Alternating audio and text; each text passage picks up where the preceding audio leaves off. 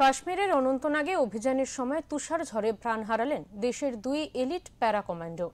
তাদের মধ্যে একজন বীরভূমের সুজয় ঘোষ। বীরভূমের রাজনগর ব্লকের ভবানীপুর পঞ্চায়েতের কুন্ডিরা গ্রামের বাসিন্দা বছর ২৭ সুজয়ের পরিবারে রয়েছেন বাবা রাধেশ্যাম ঘোষ, মা নমিতা ঘোষ, দাদা মৃত্যুঞ্জয় ঘোষ, দাদু এবং ছোট ভাই। পরিবার সূত্রে জানা গিয়েছে, শুক্রবার দুপুরে সেনাবাহিনীর তরফে ফোনে জানানো হয় সুজয়কে গুরুতর অবস্থায় উদ্ধার করে হাসপাতালে ভর্তি করা হয়েছে। আর তার কিছুক্ষণ পরেই আসে মর্মান্তিক খবর, সুজয় আর নেই। স্বাভাবিকভাবে এই খবর পাওয়ার পর থেকে শোকের ছায়া নেমে আসে বীরভূমের কুন্ডিরা গ্রামে। আজ শনিবার দুপুরে সুজয়ের মরদেহ গ্রামের বাড়িতে পৌঁছানোর কথা।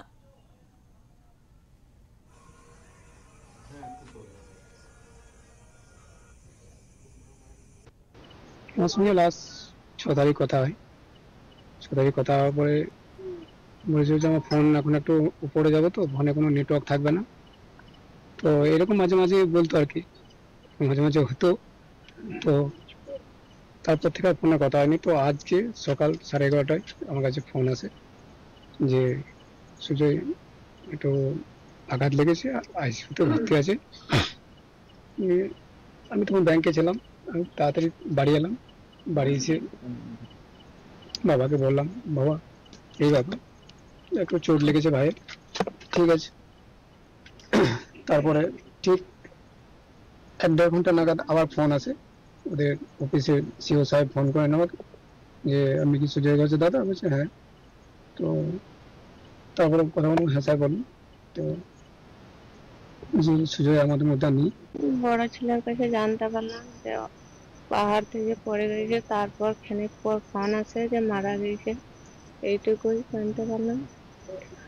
ঘরের সংসারটা সবকিছুই টানতো, সবাইকে ভালোবাসতো, সবাইকে বলতো ভালোভাবে থাকবে, গ্রামকেও ভালোবাসতো, দেশের জন্য প্রাণ দিয়েছে, তার জন্য আমাদের গর্ব। কিন্তু আমাদের ছেলেকে হারালাম, এটাই আমাদের দুঃখ। এটাই সবার কাছে। ছেলের স্বপ্ন কি ছিল? ছেলের স্বপ্ন ছিল সবাইকে ভালো রাখবো, ভালোভাবে থাকবো, গ্রামকেও ভালোবাসবো, সবার সাথে মিশে থাকবো। ছেলের ইচ্ছা কি ছিল? যে ছেলের নাম হওয়ার স্বপ্ন ছিল ছোটই থেকে, ওটাও খুব চেষ্টা ছিল, সব চেষ্টা ছিল।